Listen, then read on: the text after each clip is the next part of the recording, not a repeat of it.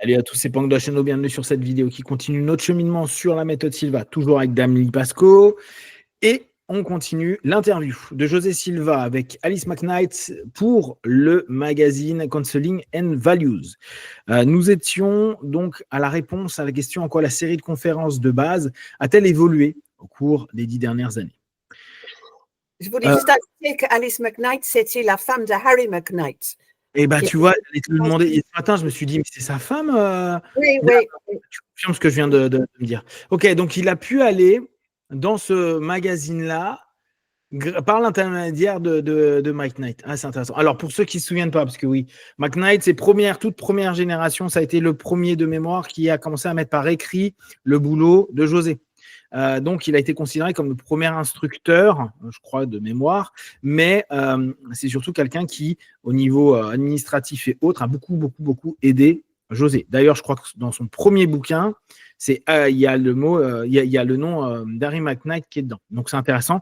C'est marrant parce que tu vois, quand j'ai vu McKnight, au départ, je me suis dit c'est Harry. Puis j'ai vu que c'est Alice. Je me suis dit, bon, peut-être qu'il y a un que vous avez fait. Et à un moment, un peu plus tard, je me suis dit, mais peut-être que c'est sa femme. Bah, tu vois, tu me confirmes ce que je pensais ce matin. Ok. Cool. Donc, un diplômé de la série de conférences de base, quel que soit l'endroit dans le monde où il l'a suivi, peut le reprendre gratuitement autant de fois qu'il le souhaite. N'importe où dans le monde où elle est offerte. Actuellement, le BLS est proposé dans tous les États-Unis et dans 31 pays étrangers. Les diplômés ont la possibilité de répéter la série à volonté et depuis 2 ans, nous avons étendu cette gratuité à la série de conférences pour diplômés, la Graduate Lecture Series. Donc, en gros, les cours avancés pour les gradués. Récemment, nous avons commencé à diversifier nos conférences et nos offres de conditionnement pour répondre à des besoins spécifiques. Nous avons conçu des programmes particuliers. Et je pense que là, il parle de la méthode Silva pour les businessmen, la méthode Silva pour les ventes, la méthode Silva pour le sport. Je pense.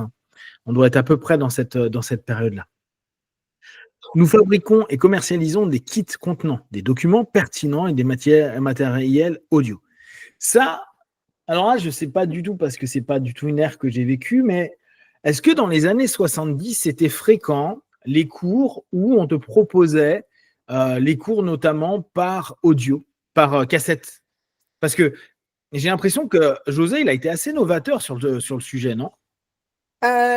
Justement, moi, je n'étais pas du tout au courant qu'il y en avait disponible par cassette parce que je me rappelle déjà après que j'étais instructeur moi-même, qui était 88 quand même, Nightingale Conant a sorti le cours tout enregistré.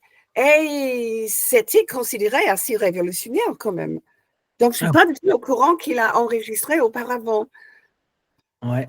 Mais, écoute, le fait que tu ne suis pas au courant, ça ne veut pas dire que ce n'était pas le cas.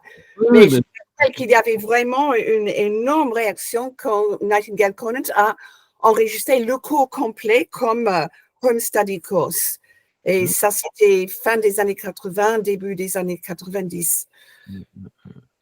Intéressant. C'est intéressant parce que, en plus, comme tu nous l'avais dit, José n'était pas chaud pour enregistrer les cours parce qu'il estimait que l'ensemble des conditionnements était du coup un peu moins bon. Et l'explication, il nous la donne là je reviens sur le cours avancé 73, parce que ce qu'il veut, c'est qu'il y ait un rapport entre les apprenants et l'instructeur. Donc, c'est vraiment un principe hypnotique de base. Hein. Bien sûr que si tu écoutes 15 fois la bande, ça va rentrer. Mais l'idée, c'était plus tu es connecté à ton instructeur, plus tu es ouvert pour la méthode. Hein, c'est principe de suggestibilité, de confiance, etc. Plus potentiellement, tu vas facilement absorber l'ensemble des suggestions qui seront proposées. En tout cas, je trouve que c'est intéressant. Donc, qu'est-ce qu'il a dit là par rapport aux enregistrements? Je n'ai pas compris. Alors, je répète, nous fabriquons et commercialisons des kits contenant des documents pertinents et du matériel audio. Ces outils sont utiles aux personnes qui estiment ne pas pouvoir consacrer les 40 à 48 heures de cours nécessaires pour obtenir le diplôme de la BLS. De plus, les programmes enregistrés peuvent être utilisés aux diplômés pour la relaxation ou le renforcement de leurs acquis. Alors là, j'ai carrément bluffé. Ouais. Parce que, oui, comme tu dis, José était très fort sur l'idée que l'instructeur devrait parler de vive voix. Même si l'instructeur était présent, il n'était pas supposé enregistrer parce que l'énergie de sa voix était supposée influencer le champ énergétique du public, etc. Donc, je n'ai jamais entendu parler de ça. Hein. Je suis vraiment bluffée. Mais ça n'existait pas quand je suis arrivée. Mais ça, c'était 88. Oui, Ouais. en fait, oui. Ça fait vraiment. Ça me donne envie de voir si on peut pas trouver d'autres articles qu'il a pu proposer avec les journalistes. En fait, hors méthode Silva. Je m'entends. On a eu maintenant la chance d'avoir les newsletters et tout, mais c'était obligatoirement orienté méthode Silva, pour la méthode Silva, pour les diplômés Silva, pour les personnes intéressées par la méthode Silva. Ce qui m'intéresse là, c'est me dire qu'est-ce qu'il a sorti en interview, surtout sur les premières années, tu vois, je pense jusqu'à 85. De 66 à 85, il a dû faire des interviews. Et on le sait, parce que je me souviens que dans certains ouvrages, il disait « je suis parti à tel endroit », puis après le journaliste a un peu modifié ce que j'ai dit, ou tel journaliste a dit que c'était pas vrai ce que je disais, etc. Et il invitait les 10 journalistes à venir. J'aimerais bien, il faut que je vois si j'arrive à trouver ces articles-là. Parce que, tu vois, je trouve que l'intérêt, quand on est hors de la zone pour un public méthode Silva, il va donner des infos qui sont différentes de ce que nous, on va pouvoir lire dans les livres orientés pour les gradués, etc. Voir des infos qu'on n'a pas parce qu'on ne se pose pas la question ou ça n'intéresse pas forcément ce public-là. Et je vais tenter de voir si j'arrive à trouver d'autres interviews qu'il a. Parce que je pense qu'on a des petites choses bien intéressantes dedans. Alors, nous sommes convaincus qu'il est essentiel d'encourager chaque individu à réaliser qu'il ou elle peut utiliser davantage son esprit pour rendre ce monde meilleur. Donc il est toujours dans sa philosophie. Nous croyons que la méthode d'entraînement mental que nous avons mise au point est le moyen le plus efficace et le plus efficient d'y parvenir. C'est le système américain de méditation dynamique, la méthode de contrôle mental Silva. Vraiment amusant ce fait qu'il ait besoin d'appuyer sur le système américain de méditation dynamique. Je trouve qu'il y a vraiment cette volonté de dire on a un truc qui appartient à nous. Quoi. C'est nous que nous pour nous. Alice McNeil, pourriez-vous nous décrire le contenu de la série? Oui, rappelle-toi aussi que... Attends, non, j'allais dire, en fait, c'était peut-être le moment quand les Beatles ont découvert Maharishi et que justement tout ce qui était méditation transcendantale est devenu un peu la rage. Peut-être là, ils voulaient plutôt insister, ça c'est notre truc, nous les Américains. Quoi. Ouais. Attends, alors, Maharishi, en quelle année ils y sont allés, les Beatles de la méditation? En quelle année c'était? Donc, ils ont rencontré Malesh, ok, bon, t'as pas envie de me le dire. Alors, l'initiation, l'amour, blablabla. Les Beatles assistent à une conférence de Maharishi Mahesh Yogi à Londres le 24 août 67. Ouais, t'as raison. On est dans les mêmes... on est un peu dans les mêmes dates, lui 66. Bon, là, l'entretien est 10 ans plus tard, mais 10 ans plus tard, je pense que la AMT, elle devait être très développée partout. Ouais, bah oui, c'est la période. En tout cas, c'est la période. Ok. Alors, donc, pourriez-vous nous décrire le contenu de la série de conférences de base? La BLS se compose de 4 sections, de sessions de 12 heures chacune. 1.01, relaxation contrôlée. 2.02, amélioration personnelle générale. 3.03, projection sensorielle efficace. 4.04, application de la projection sensorielle efficace. Effective en français. Dans les conférences sur la relaxation contrôlée, l'étudiant apprend à se relaxer physiquement, mentalement et émotionnellement, et à atteindre en quelques secondes un état de profonde perspicacité. L'utilisation intelligente des techniques présentées dans cette section de la BLS mène à une efficacité accrue, une meilleure concentration, une capacité d'apprentissage élargie et une meilleure maîtrise de soi. Tous ces résultats découlent de l'apprentissage de la relaxation des systèmes nerveux spinal et autonomes à volonté. Les techniques enseignées et programmées dans la section sur la relaxation contrôlée comprennent le contrôle du sommeil, le contrôle de l'éveil, le contrôle des rêves, le contrôle de maux de tête. Les étudiants rapportent un regain de vitalité et d'énergie, ainsi qu'une diminution des tensions et du stress grâce à la pratique de la relaxation à volonté. Ces sensations de bien-être favorisent une meilleure gestion de soi par l'application des techniques mentionnées. Je pourrais vous donner d'innombrables anecdotes attestant de l'application réussie de chaque technique, notamment la guérison et l'élimination progressive de migraines, mais vous trouverez les témoignages à ce sujet ailleurs. Environ 10 heures d'instruction et 10 à 15 minutes de pratique quotidienne suffisent à fournir à l'étudiant de la première section de la méthode de contrôle mental des techniques de relaxation ainsi que plusieurs formules utiles dans la vie réussie. Ce qui est amusant, c'est que tu as vu, il met en avant surtout là la notion de sommeil. Sommeil, réveil. Et là, il a en plus donné la notion qui est plus en 2.02, tout ça, qui est gestion de la migraine, etc. Non, ça c'est en 1.01, migraine. Oui. La deuxième section de LS. 12 heures, en fait, apparemment, au départ, c'était de 9h du matin jusqu'à 9h du soir. Mais tu m'avais dit, tu m'as dit que c'était beaucoup plus long encore. La deuxième section de BLS concerne l'amélioration personnelle générale.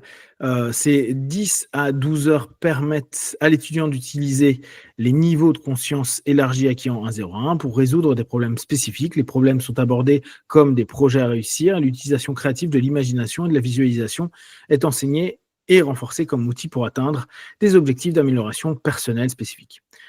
L'organisation du matériel et de la méthodologie joue un rôle majeur dans le succès des techniques appliquées. Lors de nos conférences publiques, nous avons inspiré, si je peux utiliser ce terme, un certain nombre de spin-offs qui présentent des imitations de notre système et de notre méthodologie. Peut-être devrions-nous nous sentir flattés de ces imitations. Tant qu'elles ne violent pas nos droits d'auteur, nous haussons simplement les épaules et disons, en paraphrasant le Nazaréen, ne les empêchez pas, car quiconque fait de bonnes œuvres en notre nom est avec nous. Bon, là, il était en mode philosophie. Là, on sent qu'il y avait de la philosophie. Là. Il n'était pas, je vais leur péter la gueule. Je pense que le fait qu'il passe dans un journal vaut mieux être un peu philosophe. Naturellement, nous encourageons les professionnels à utiliser la méthode dans leur pratique, mais nous ne nous attendons pas à ce qu'ils la commercialisent. Les modifications non vérifiées peuvent réduire l'efficacité du cours et nous risquons ainsi de perdre un outil précieux pour aider l'humanité. Nous préférons également que nos conférenciers restent avec nous, participant à notre objectif de toucher toute l'humanité, car nous croyons que l'original est supérieur à l'imitation. Donc, on voit quand même cette notion, on en a déjà parlé, mais il a été pas mal affecté, c'est ce que tu nous partageais, par le fait que les gens volent son travail, qu'il ait eu des procès. Je vous rappelle, on avait eu ces anciens instructeurs qui sont allés dans le sud du Texas, qui après ont complètement porté plainte contre José, ils ont perdu, il y en a certains qui sont encore partis, ils sont divisés, ils sont partis en Californie, ils ont aussi tenté de refaire le système, José a porté plainte, mais c'était en Californie, donc du coup, ça n'a pas fonctionné. Donc, il s'est senti quand même pas mal floué, c'est intéressant qu'il remette. Là, il le met de manière très philosophique, mais on sent que c'est quand même quelque chose de gênant et de problématique, ce qui est assez normal. Pour revenir au contenu de la section 2.02, les techniques enseignées comprennent les techniques de mémoire, l'écran mental, la technique des 3 doigts, le miroir de l'esprit, la lévitation de la main, l'anesthésie par le gant, la technique du verre d'eau, le contrôle des habitudes. Ces techniques sont particulièrement efficaces pour stimuler la créativité d'une personne, que ce soit dans le domaine artistique, professionnel ou la vie quotidienne. Donc tu vois, jusqu'à présent, 77, on a le même programme qu'aujourd'hui. Oui. Il y a tous les outils qu'il a proposés là, aujourd'hui. Donc, on coupe en 77, structurellement, c'était déjà la forme qu'on connaît. L'étudiant peut également apprendre à mieux contrôler les fonctions physiologiques et à maîtriser la douleur. Les techniques destinées à éliminer ou contrôler les habitudes improductives et à développer des habitudes productives sont extrêmement populaires en raison de leur succès. Là encore, nous avons de nombreux témoignages dans nos archives de la part de diplômés reconnaissants, confirmant l'efficacité des techniques. Dans ces 2 dernières sections de la série de conférences de base que je viens de vous résumer, vous pouvez constater que l'aspect contrôle de technique du contrôle mental a été largement objectif. Par objectif, je veux dire que nous avons concentré notre attention sur des choses que nous percevons dans le monde des 5 sens, avec lequel nous sommes familiers, bien que nous n'en soyons peut-être pas pleinement conscients avant de participer à la méthode Silva. Et là, je trouve que c'est intéressant parce que ça revient sur ce qu'on vous disait beaucoup avec Lee. Le 1,01 et le 2,02 sont vraiment des passerelles pour un des objectifs qu'il avait de développer, comme il disait en début d'article, les capacités psy. C'est quelque chose de concret. C'est pour ça qu'il y a. Moi, je vous avais dit, quand j'ai commencé la méthode Silva, moi, ce que j'ai préféré, c'était 1,01 et 2,02. Je trouvais ça ultra concret, ultra pragmatique. Et j'aimais bien ce côté à me dire, bon, au moins, ce que j'apprends là, je peux concrètement l'utiliser tous les jours. Je ne vais peut-être pas faire des cas tous les jours. Je ne vais peut-être pas utiliser, mais parce que je n'avais certainement pas bien compris l'objectif de fond, mon intuition d'une certaine façon, de la même façon. Alors que si, objectivement, je peux quotidiennement me dire, tiens, qu'est-ce que ça me dit? Je me mets à niveau et je fais confiance à l'ensemble des points de référence que j'ai, etc. Mais ce que j'avais, moi, aimé dans la méthode, c'était le côté ultra pratique. Et là, c'est vraiment ce qui met en avant au départ. Et c'est ça qui peut intéresser des gens. Et Elie l'a déjà dit, il y en a qui viennent juste pour 3,03, 4,04, qui veulent ce côté un peu plus spirituel. Mais il y en a qui n'accrochent pas du tout, qui vont dire à 4,04, il n'est pas fait, ça ne m'intéresse pas. Par contre, le reste, j'arrive à nouveau à dormir, j'ai développé ma capacité de me relaxer, etc.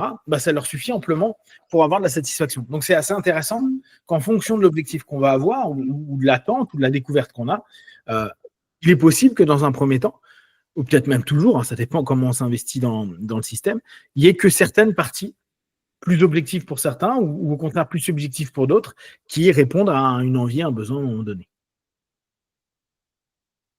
Grâce aux exercices d'entraînement mental, aux cycles de conditionnement qui font partie de chaque section, l'étudiant de la méthode de contrôle mental apprend, par la pratique, à renforcer ses pouvoirs d'imagination et de visualisation.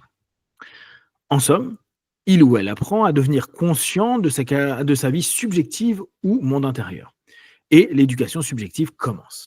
Étant des créatures réflexives, nous sommes tous capables de ramener à l'esprit une personne, un événement ou un lieu éloigné par un simple souvenir. En utilisant la mémoire, l'imagination et la visualisation, nous sommes capables de nous éduquer subjectivement, de projeter nos esprits là où nous avons des points de référence.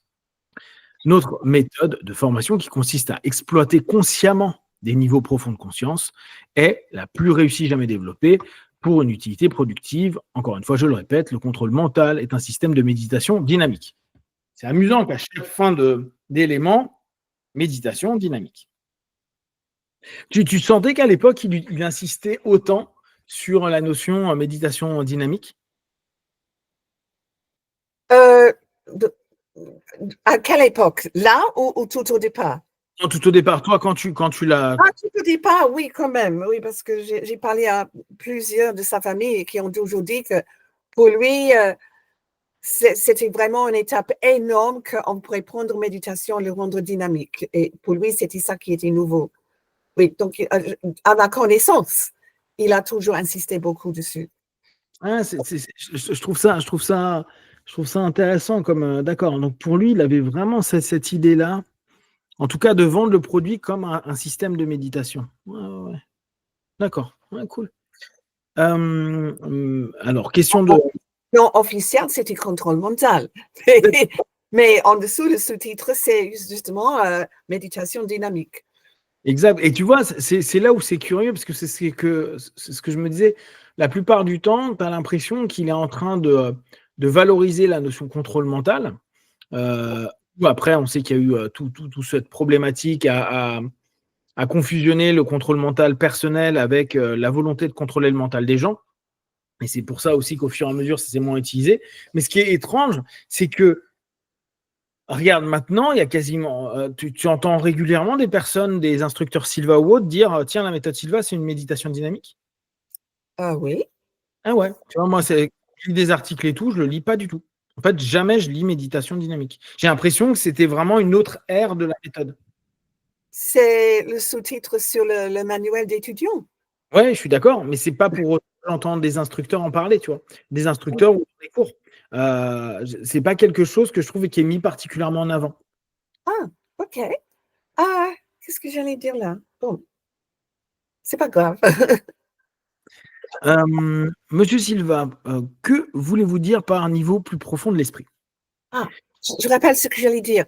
C'est vrai que dans tout les textes qu'on lit au public, tous les exercices, c'est vrai, à ma connaissance, qu'il n'y a jamais le mot méditation. C'est toujours relaxation. D'accord? Mais c'est tout. C'est tout ce que je voulais dire. Hein? On ne parle pas de méditation dans le cours tellement. Mais tu vois, c'est là où je trouve que c'est étonnant, parce que tu sens que c'est quelque chose, ça a du sens. Sémantiquement parlant, une méditation, c'est pas tout à fait une relaxation. On va en état méditatif par la relaxation.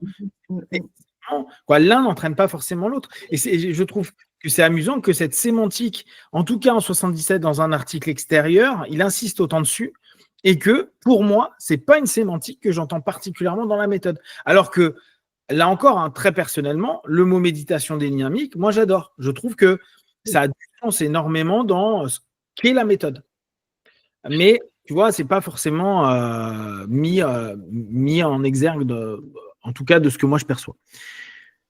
J'ai fait référence plusieurs fois à des niveaux plus profonds de l'esprit. Dans notre série de conférences de base, nous utilisons un graphique pour illustrer les applications de nos techniques et montrer les cycles d'ondes cérébrales. Vous connaissez tous, pour ceux qui ont fait la méthode, hein, la fameuse charte qui a été faite par un des premiers apprenants de l'école d'art dans lequel avait fait la conférence, José, la première conférence. Nous utilisons pour illustrer l'application nos techniques, montrer différents cycles d'ondes cérébrales, c'est-à-dire les impulsions électriques de notre cerveau. Nous comprenons qu'une intelligence supérieure, par le biais de l'esprit, contrôle et modifie le fonctionnement du cerveau. Autrement dit, le cerveau est une fonction de l'intelligence humaine via l'esprit. Nous avons donc corrélé les fréquences des ondes cérébrales à l'activité mentale et avons nommé les niveaux d'esprit en conséquence. Les chercheurs dans ce domaine cerveau-esprit suivent le modèle proposé par Hans Berger dans les années 20 qui identifie les ondes bêta comme des fréquences cérébrales supérieures à 14 cycles par seconde, les ondes alpha comme comprises entre 7 et 14, les ondes θ 4 et 7, et les ondes delta entre 1,5 et 4. Durant une période de 24 heures, les individus passent généralement par chacun de ces cycles. Les recherches indiquent que lorsque le cerveau exprime des ondes bêta, une personne est à un niveau de conscience basé sur les 5 sens. Lorsque le cerveau exprime des ondes alpha, la personne diminue son interaction avec le monde extérieur, reste immobile et se concentre sur un point précis de réflexion. Donc, c'est vraiment cette logique qui est enseignée la plupart du temps, du monde objectif, 5 sens, monde subjectif, intériorisation, focalisation, tout le travail que maintenant vous connaissez bien. Lorsque le cerveau exprime des ondes θ, la personne s'est pratiquement retirée de toute stimulation extérieure et se trouve dans ce qui est décrit comme un état d'esprit contemplatif ou mystique. Enfin, lorsque le cerveau exprime des ondes delta, la personne est totalement inconsciente, c'est-à-dire qu'elle n'est pas consciente d'elle-même ni de son environnement.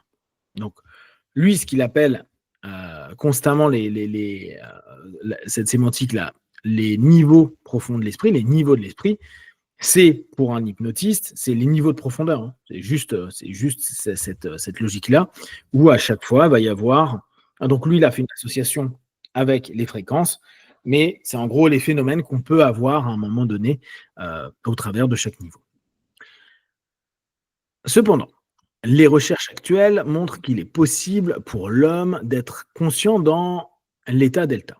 Ces termes que j'ai utilisés pour décrire les états bêta, alpha, θ et delta de l'esprit, tels qu'ils sont exprimés dans les fréquences d'ondes cérébrales, sont purement descriptifs. D'autres scientifiques pourraient exprimer ce concept différemment. Donc ça, c'est intéressant parce qu'il est vraiment dans ce côté très factuel à dire, voilà, une fois de plus, je vous donne une généralisation, une distorsion un petit peu des choses pour faciliter l'enseignement, l'apprentissage et savoir globalement se retrouver, avoir une cartographie tout simplement de ce monde de l'esprit. Je veux simplement souligner que nos recherches ont montré que c'est à partir des niveaux les plus profonds de l'esprit que naissent nos motivations et que nous pouvons effectuer des changements bénéfiques dans nos schémas de pensée et comportements habituels.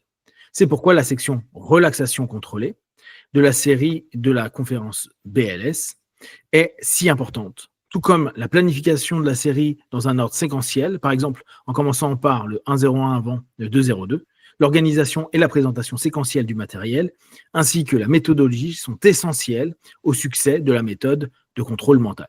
Donc, on revient sur l'importance pour lui du 1-0-1, 2-0-2, 3-0-3, 4-0-4. Et vous allez voir un truc amusant. Souvenez, quoi, pour ceux qui se souviendront de cette phase-là. Là, il dit ça.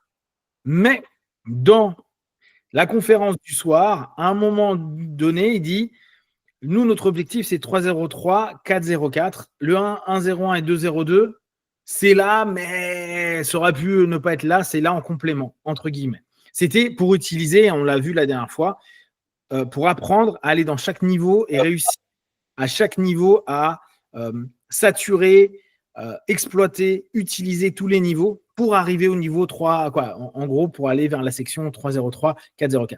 Donc là, par contre, c'est intéressant parce qu'on a 4 ans plus tard. Maintenant, il faut faire 1, 2, 3, 4.